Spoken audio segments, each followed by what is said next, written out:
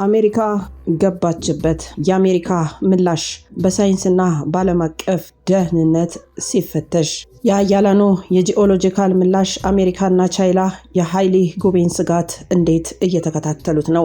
የሃይሊ ጉቢ እሳተ ገሞራ የፈጠረው ዓለም አቀፍ የመመረዝና የመሬት መንቀጥቀጥ ስጋት ሀያላን ሀገራት በሆኑት አሜሪካ፣ ዩኤስ እና በቻይና ፈጣንና ከፍተኛ የቴክኖሎጂ ምላሽ እንዲሰጡ አስገድዷቸዋል። ሁለቱም ሀገራት ይህንን ክስተት የሚመለከቱት በሳይንስ በብሔራዊ ደህንነትና በጂኦ ፖለቲካዊ ፍላጎቶች መነጽር ነው። አሜሪካ በአብዛኛው ምላሿን የምትሰጠው በሳይንሳዊ ተቋማቶቿና በአቪዬሽን ደህንነቷ በኩል ነው። የዩኤስ ጂኦሎጂካል ሰርቬይ USGS እና የናሳ ተሳትፎን ስናይ የሳተላይት ክትትላቸው የአሜሪካው ናሳ እና የUSGS በተለይ በአፋር ክልል ላይ ከፍተኛ ትኩረት አድርገዋል። በምድር ላይ የሚገኙት ሳይንቲስቶች ባይኖሯቸውም በከፍተኛ ደረጃ የላቁ የርቀት መመርመሪያ ቴክኖሎጂዎችን ይጠቀማሉ።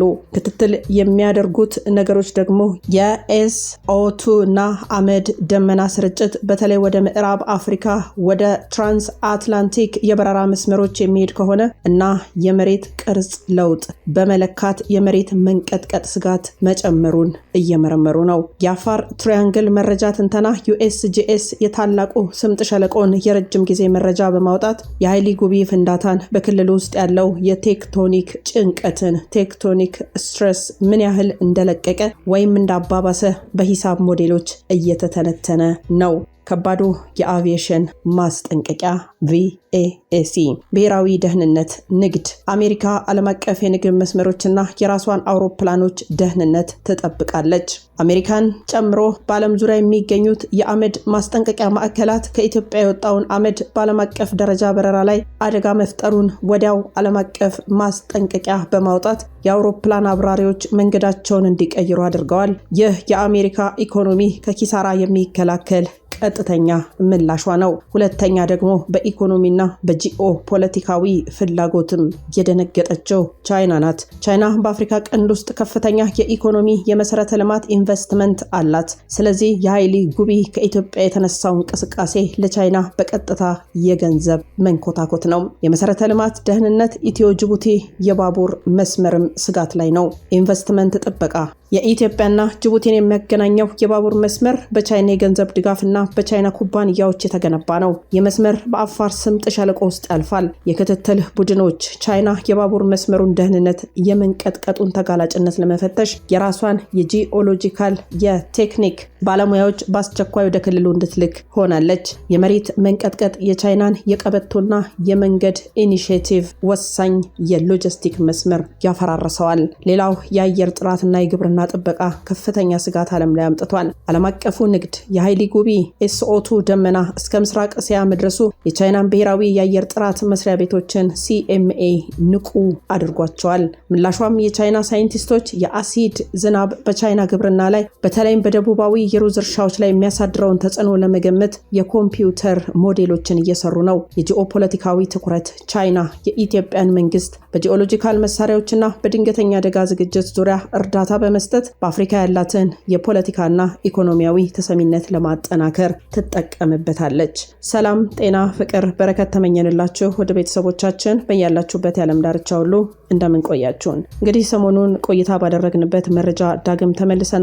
ይሄም ደግሞ አዳዲስ መረጃዎች እየወጡ ስለሆነ ደግሞም ኢትዮጵያችንንም ጨምሮ ከፍተኛ ስጋት ያመጣው ይህ ፍንዳታ አሁን ደግሞ አዳዲስ መረጃዎች ሳይንቲስቶችም እያወጡ ነው። እንግዲህ ከሀያላኑ ቁጥጥር ውጪ ሆኗል። በጣም ከፍተኛ የሆነ ስጋት ላይ ነው። ቀደም ባለው ጊዜም በአሜሪካ በካሪቢያን ደሴቶች እንደዚህ አይነት ነገር ተከስቶ ወደ 36,000 ሰዎች በ6 ወር ውስጥ እንዲያልቁ ምክንያት ሆኖ ነበረ። ሌላው የበረዶ ዘመንም ነበር ተመሳሳይ እልቂትን ያስከተለ ማለት ነውና ይሄ ነገር በዚሁ የሚቀጥል ከሆነ ከፍተኛ ስጋት አጭሯል ማለት ነው። ኢትዮጵያችን እንግዲህ እስካሁን ድረስ ያው አንዳንድ መረጃዎች ቢወጡም እና የጥንቃቄ መልእክት ቢነገሩም ይሄ ነገር ከሰው ልጆች አቅም በላይ ስለሆነ እግዚአብሔር እንዲረዳን መጸለይ ነው እንጂ እኛ እንደ ሰው በግላችን የመሬት መንቀጥቀጥ ቢከሰትም ምናልባትም የፍንዳታም እኛን ቢያውከን ምንም የምናደርገው ነገር የለም። ምክንያቱም ሀያላን የተባሉ በሳይንቲስት ልሂቃን የተጥለቀለቁ በኒውክሌር የበለጸጉ በጣም በርካታ ቴክኖሎጂዎች የተራቀቁ ሀገራትም አልቻሉትም። ይህንን ነገር በረራ እስከ መሰረዝ ድረስ ደርሰዋል ማለት ነው። የኢትዮጵያ አፋር ክልል ውስጥ የተገኘው ይህ ፍንዳታ የሃይሊ ጉቢ እሳተ ገሞራ ከ12000 ዓመታት በፊት ከነበረው የሆሎሴን ዘመን ወዲህ ነው እንግዲህ ይሄ ነገር የፈነዳው። ስለዚህ ይህንን ከቀደመው አደጋ ጋር ስናነጻጽረው የአሁኑ የኢትዮጵያ በጣም ከፍተኛ ነው ተብሎ ሀያላኑን አስግቷል። አሜሪካም ገብታበታለች በዚህ ጉዳይ ላይ በጣም በርካቶች ሳይንቲስቶቻቸውን አሰማርተዋል።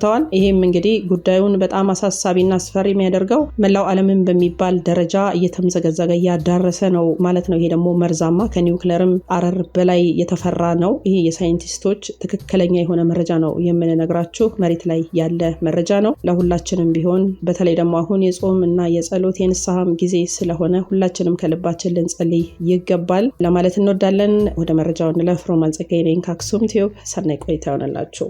ከቅድመ ታሪክ ጸጥታ እስከ ዓለም አቀፍ ትኩሳት የሃይሊ ጉቢ ፍንዳታ የኢትዮጵያ አስደንጋጭ ዘገባም። የኢትዮጵያ አፋር ክልል ውስጥ የሚገኘው ሃይሊ ጉቢ ፈረንጆቹ ወይ ደግሞ የፈረንጆቹ ሳይንቲስቶች እንደሚሉት እሳተ ገሞራው ከ12000 ዓመታት በፊት ከነበረው የሆሎሴን ዘመን ወዲህ ለመጀመሪያ ጊዜ ህዳር 23 ቀን 2005 በታላቅ ፍንዳታ ከእንቅልፉ በመንቃት መላው ዓለምን አስደንግጧል። የፍንዳታ የተከሰተው ከ12000 ዓመታት ዝምታ በኋላ ነው ይላሉ የዘርፉ ልሂቃን። የክስተት የመካከለኛው አሜሪካን ታሪክ ከተረሳበት ስህተትም ጋር ሲነጻጸር የአሁኑ ግን በዓለም አቀፍ ደረጃ እጅግ አደገኛና አሳሳቢ የጂኦሎጂካል ክስተት መሆኑ በርካቶችን አስደንግጧል። የሃይሊ ጉቢ ፍንዳታ በጂኦግራፊያዊ አካባቢው በመጠንና በረጅም ጊዜ በእንቅልፍ መቆየቱ ምክንያት ያስከተለው ተጽዕኖ ወደ ምስራቅ፣ ወደ እስያና ወደ አረቡ ዓለም ተንቀሳቅሷል። አሰቃቂነቱን ስናይ የፍንዳታው አፈታሪክ መነቃቃቱ 12000 ዓመታት የእንቅልፍ ጸጥታ ሃይሊ ጉቢ ለብዙ ሺህ ዓመታት ጸጥ ብሎ ከቆየ በኋላ በድንገት የፈነዳው ፍንዳታ እጅግ ከፍተኛ የፍንዳታ ኃይል ነበረው። የሚገርም አመድና አስፈሪ ደመናም አለው። የፍንዳታው አመድ ደመናው ወደ ሰማይ ከ14 እስከ 15 ኪሎ ሜትር ወይም ደግሞ ወደ 9 ማይል ከፍታ ተተኩሷል። የአይነቱ ከፍታ የአውሮፕላን የበረራ መስመሮችን በቀጥታ የሚነካ በመሆኑ ዓለም ተጨንቋል። የአካባቢውን ሰቆቃ ስንመለከት እሳተ ገሞራው አቅራቢያ የሚገኙ እንደ አፍዴራ ያሉ መንደሮች ወዲያው በወፍራም አመድ ተሸፍነዋል። ምንም እንኳን እስካሁን የሰው ሕይወት መጥፋት ባይዘገብም የአካባቢው የእንስሳት እርባታና ግጦሽ መሬት ሙሉ በሙሉ በአመድ መሸፈኑ ከባድ ኢኮኖሚያዊ ቀውስና የእንስሳት ምግብ እጥረትን አስከትሏል። እሳተ ገሞራው ያለው ቦታ አፋር ኢትዮጵያ በዓለም የንግድና የትራንስፖርት መስመር አቅራቢያ የሚገኝ ሲሆን በኃይለኛ የምስራቅ ነፋሳት አማካኝነት አመዱ በተአምር እናም በፍጥነት ተሰራጭቷል። እንዲሁም ወደ ቀይ ባህር የአረቡ ዓለም ተምዘግዝጓል። የቀይ ባህር መሻገር በርካቶችን አስደንግጧል። ጥቅጥቅ ያለው የአመድ ደመና ቀይ ባህርን በፍጥነት ተሻግሮ ወደ የመንና ኦማን መሬት መድረስ ችሏል።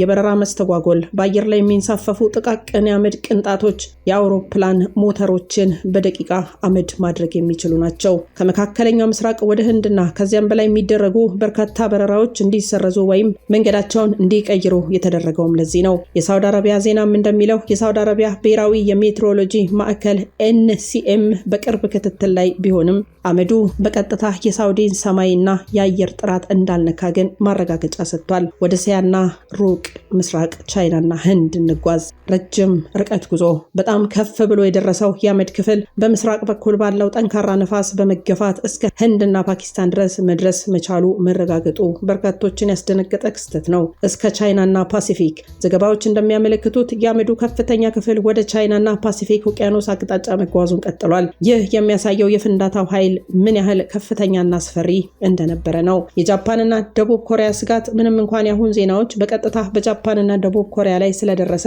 በጣም የከፋ ክስተት ባይናገሩም አመዱ ወደዚያ አቅጣጫ እየተምዘገዘገ መሆኑና የአቪዬሽንና አየር ጥራት ላይ ሊፈጠር የሚችለውን ስጋት ለመቆጣጠር ክትትል እያደረጉ እንደሆነ ገልጸዋል። የ1902 ማርቲኒክ እሳተ ገሞራ ፔሊ ተራራ በአጭር ርቀት ላይ ወዲያውኑ በፓይሮክላስቲክ ፍሰት በመገንፈል የሰው ልጅን በከፍተኛ ፍጥነት የጨረሰ ክስተት ነበረ።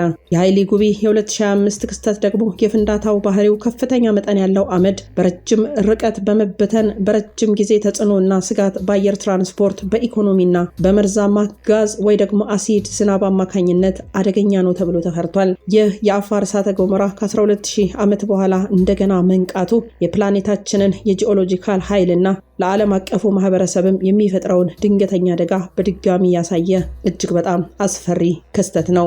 ይህ መረጃም ከጥንት የሰው ልጅ ታሪክ ጀምሮ እስከ ዘመናችን የዓለም ሀያላን መንግስታት ድረስ የእሳተ ገሞራ ፍንዳታ በምድር ላይ ያለውን አሰቃቂ ተጽዕኖ በጥልቀት ለእናንተ የሚያደርስ ነው። የኢትዮጵያ ኃይሊ ጉቢ እሳተ ገሞራ ከ12000 ዓመታት ዝምታ በኋላ መፈንዳቱ የአሜሪካን ታሪክ ጨምሮ መላው ዓለም ላይ የኃይል ሚዛን የሚፈታተን መልእክትን አስተላልፏል። የእሳተ ገሞራው ኃይል አሜሪካ ከመመስረቷ በፊትም ሆነ ከየትኛውም የዓለም ሀያል መንግስት በፊት የሰው ልጅ ታሪክን ቀርጿል። አንደኛው የቶባ ጥፋት ነው። የሰው ልጅ ጠባብ አንገት ይሉታል። ከ74000 ዓመታት በፊት ኢንዶኔዥያ ውስጥ ቶባ የተባለው ሱፐር ቮልካኖ እጅግ ታላቅ እሳተ ገሞራ ፈነዳ። ይህ ፍንዳታ በምድር ላይ ካሉ እጅግ ግዙፍ ፍንዳታዎች አንዱ ነበረ። ዓለም አቀፍ እልቂት ነበር። ፍንዳታው ለ10 ዓመታት የዘለቀ የእሳተ ገሞራ ክረምትን አስከትሏል። የሙቀቱ መጠን በዓለም አቀፍ ደረጃ በ3 እስከ 5 ዲግሪ ሴልሺየስ ቀንሷል። በከፍተኛ ኬትሮስ እስከ 15 ዲግሪ ሴልሺየስ ድረስ። የአሜሪካው ዓለም ቅድመ ታሪክ እልቂት። በዚህ ጊዜ በዘመናዊዋ የአሜሪካ አህጉር ላይ የሰው ልጅ አልነበረም። ነገር ግን በዓለም ዙሪያ ያለው የሰው ልጅ ቁጥር ከ3000 እስከ 10000 የሚደርሱ ሰዎች ብቻ እንዲቀንሱም አድርጎ ነበር ተብሎ ይታመናል። ይህ የሰው ልጅ የዘረመል ስብጥር የቀየረ ታላቅ እልቂት ነበርም። ሌላው የምናስታውሰው ትንሿ የምትባለው የበረዶ ዘመን ሊትል አይስ ኤጅ ከ13ኛው መቶ ክፍለ ዘመን መጨረሻ በ1275 ዓ.ም አካባቢ እስከ 19ኛው መቶ ክፍለ ዘመን አጋማሽ ድረስ በሰሜናዊ ንፍቀ ክበብ የተቀላጠፈው የብርድ ወቅት ትንሿ የበረዶ ዘመን በመባል ይታወቃል። ዋና ምክንያቱ ደግሞ ጥናቶች እንደሚያመለክቱት በተለይም በኢንዶኔዥያ ላማላስ እና በሌሎች ሞቃታማ አካባቢዎች የተከሰቱ ተደጋጋሚና ኃይለኛ የእሳተ ገሞራ ፍንዳታዎች በከባቢ አየር ውስጥ ከፍተኛ መጠን ያለው የሰልፈር ውህድ በመርጨት የፀሐይን ሙቀት ወደ ጠፈር መልሰው በመምታት የዓለም አየር ሙቀት እንዲቀንስ ዋና ምክንያት ነበሩ። አሜሪካና አውሮፓ በዚህ ወቅት በሰሜን አሜሪካና በአውሮፓ ውስጥ ከፍተኛ ቅዝቃዜ፣ የሰብል ውድመትና ረሃብ ተከስቶ ነበር። የእሳተ ገሞራ አመድ የዓለምን የምግብ ዋስትና በመፈታተን ከፀሐይ በታች ያሉትን ታላላቅ ማህበረሰቦችንም አርበድብዷል። የኃይሊ ጉቢ ፍንዳታና የዓለም አቀፉ ፈተና 2025 ከትንሿ ኢትዮጵያ የወጣው የኃይሊ ጉቢ ፍንዳታ መላው ዓለምን ንጧል። ልክ እንደ ጥንታዊዎቹ ታላላቅ ፍንዳታዎች ጂኦግራፊያዊ ወሰን ሳይገድበው የዓለምን ሀያላን ሀገራት አውታረ መረብ በፍጥነት አናወጠም። የሀያላኑ ሀገር ክልል አሜሪካና ምዕራቡ ዓለም የኃይሊ ጉቢ ፍንዳታ ቀጥተኛ ተጽዕኖ የአቪዬሽን መስተጓጎልና የአየር ንብረት ስጋት አምጥቷል። ትንሿ የምትባለው ኢትዮጵያ ሀያላኑን መግቢያ ያሳጣችው እንዴት ነው? የኃይሊ ጉቢ ፍንዳታ በዓለም አቀፍ ደረጃ የፈጠረው ስነ ልቦናዊ ተጽዕኖ እጅግ የላቀ ነው። ኃይለኛ የእሳተ ገሞራ ፍንዳታዎች ከማንኛውም የሰው ልጅ ጦር መሳሪያ የበለጠ ኃይል እንዳላቸው በድጋሚ አስመስክሯል። ከኢትዮጵያ የተነሳው እሳት የአሜሪካ የቴክኖሎጂ አውሮፕላኖችም ሆኑ የቻይና የምርት ኢኮኖሚ የማይመረምረውን የምድር ኃይል መቋቋም እንደማይችሉ ግልጽ የሆነበት ጊዜ ነው። የዓለም አቀፍ ትብብር ጥያቄን ስናይ ከታናሿ ኢትዮጵያ በመነሳት መላው ዓለም ላይ የአየር ሁኔታን ሊቀይር የሚችል ክስተት መከሰቱ ሀያላኑ ሁሉ በጋራ የአየር ሁኔታ ክትትል ላይ እንዲያተኩሩ፣ ለጉዳት ተጋላጭ የሆኑ አገሮች እንደ ኢትዮጵያ ያሉትንም በአፋጣኝ እንዲረዱ ግድ ብሏቸዋል። ምክንያቱም ኢትዮጵያ ይህን ማድረግ ችላለችና። የሰው ልጅ ከአፍሪካ የተነሳውን አመድ ለመከላከል በአንድ ላይ መሰባሰብ ግዴታ ሆኖበታል። ከቶባ የሰው ልጅ እልቂት እስከ ታናሿ የበረዶ ዘመን ታሪክ ድረስ እሳተ ገሞራዎች ሁልጊዜም የምድር እውነተኛ ገዢዎች ነበሩ።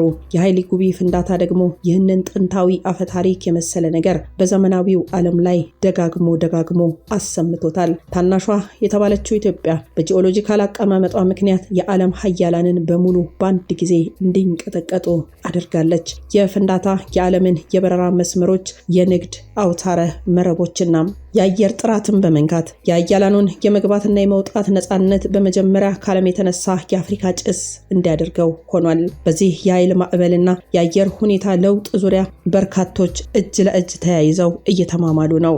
የኃይሊ ጉቢ ፍንዳታና የተፈራው የመሬት መንቀጥቀጥ ስጋት በርካቶችን አስግቷል። በጣም ወሳኝና ከፍተኛ ስጋት ያለበት ነጥብ ይነሳል። የእሳተ ገሞራ ፍንዳታዎች ከመሬት መንቀጥቀጥ ጋር ያላቸው ትስስር እጅግ በጣም ከፍተኛ ነው። በተለይ ኃይሊ ጉቢ የሚገኝበት ቦታ ይህንን ስጋት ይበልጥ አሳሳቢ ያደርገዋል። ይህን የተፈራ የመሬት መንቀጥቀጥ ስጋት ደግሞ በሶስት ዋና ዋና ክፍሎች ከፍለን እንፈትሸዋለን። ይህ ጉዳይ ኢትዮጵያንም በከፍተኛ ሁኔታ እንደሚያሰጋት ጂኦሎጂካል ተርቢዎች ተናግረዋል። የኃይሊ ጉቢ እሳተ ገሞራ የሚገኘው በአንድ ጂኦሎጂካል ስጋት ቀጠና ማዕከል ውስጥ ነው። የአፋር ትራያንግል ሶስቱ ሳህኖች ትሪፕል ጃንክሽን ኃይሊ ጉቢ የሚገኘው ሶስት ዋና ዋና የምድር ሳህኖች የሚገናኙበትና ቀስ በቀስ እርስ በርሳቸው የሚለያዩበት በዓለም ላይ ካሉ እጅግ ንቁ የጂኦሎጂካል አካባቢዎች አንዱ በሆነው አፋር ትራያንግል ውስጥ ነው። እነዚህም የአፍሪካ ሳህን ኑቢያ ፕሌት፣ የሶማሊያ ሳህን ሶማሊያ ፕሌት፣ የአረቢያ ሳህን አረቢያ ፕሌት ናቸው። የመሬት መስፋፋት ደግሞ እነዚህ ሳህኖች እየተገነጣጠሉ በመሄዳቸው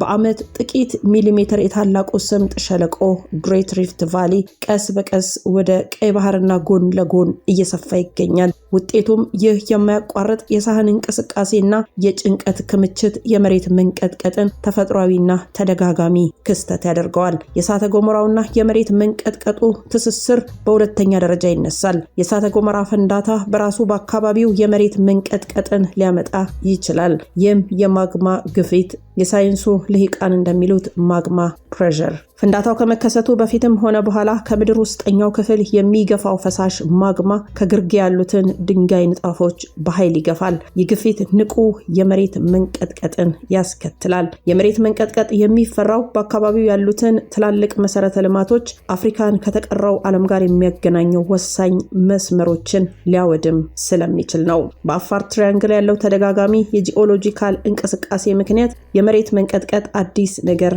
አይደለም። ቢሆንም ግን ይሄኛው የከፋ ይመስላል። የቅርብ ጊዜ ምሳሌም ከዚህ በፊት ከ2005 እስከ 2007 ባለው ጊዜ ውስጥ ዳል ላፊላ የተባለው የእሳተ ገሞራ እንቅስቃሴ ከመከሰቱ በፊት ከ16000 በላይ የሚሆኑ ትናንሽና መካከለኛ የመሬት መንቀጥቀጦች በሁለት ዓመት ውስጥ ጊዜ ብቻ ተመዝግበው ነበር። የፍንዳታ ከመሬት መንቀጥቀጡ ይቀድማል ወይም አብሮ ይሄዳል የሚለውን መላምት ያጠናክራል። አሁን ያለው ምርመራ እንደሚያሳየው የኢትዮጵያና ዓለም አቀፍ የጂኦሎጂስቶች ቡድኖች የኃይሊ ጉቢን ፍንዳታ ተከትሎ በዙሪያው ያለውን የመሬት መንቀጥቀጥ መጠንና ጥልቀት በአስቸኳይ እየተከታተሉት ነው። ትናንሽ መንቀጥቀጦች የመሬት ንጣፍ እንደገና እየተረጋጋ መሆኑን ሊያመለክቱ ይችላሉ፣ ወይም ደግሞ ትልቅ ነገር ከመከሰቱ በፊት ያለው የጭንቀት መልቀቂያም ሊሆን ይችላል። የኃይሊ ጉቢ ፍንዳታ በዓለም ላይ በአመድና መርዝ መልክ ኪሳራ ሲያደርስ፣ ከምድር በታች ደግሞ ታላቁ የመሬት መንቀጥቀጥ ስጋት በፍርሃት እየተጠበቀ ነው። ይህ አደጋ የኢትዮጵያንና የቀጠናውን የመሰረተ ልማትና የምግብ አቅርቦት ሰንሰለት በአንድ ምት ሊያቋርጥ የሚችል ነው። ከአፋር ሲኦል የወጣው እሳትና ጭስ አስፈሪ በመሆኑ ምድር ራሷን ልትነቀንቅ ተዘጋጅታለች የሚለው ፍርሃት ደግሞ በበርካቶች ላይ አይሏል። ይህንን ከፍተኛ ፍርሃት፣ ጭንቀትና ስጋት ታዲያ ልናልፈው የምንችለው ሀያላኗ አሜሪካና ቻይና ወይም በሌሎች የዓለም ክፍሎች ሳይሆን ወደ እግዚአብሔር በመጣበቅ ነው። ወደ ንስሐ፣ ወደ ጾም ጸሎት፣ ወደ ሱባኤ ልባችንን በመመለስ ነው። ውድ ቤተሰቦቻችን እናንተስ በዚህ በተፈጠረው ጉዳይ ላይ ምን ትላላችሁ? ሐሳብ አስተያየታችሁን በኮሜንት መስጫው ላይ ብታጋሩን ደስ ይለናል። አብራችሁን ስለነበራችሁ እጅግ አድርገን እናመሰግናለን። ሰላም ለሀገራችን፣ ሰላም ለምድራችን።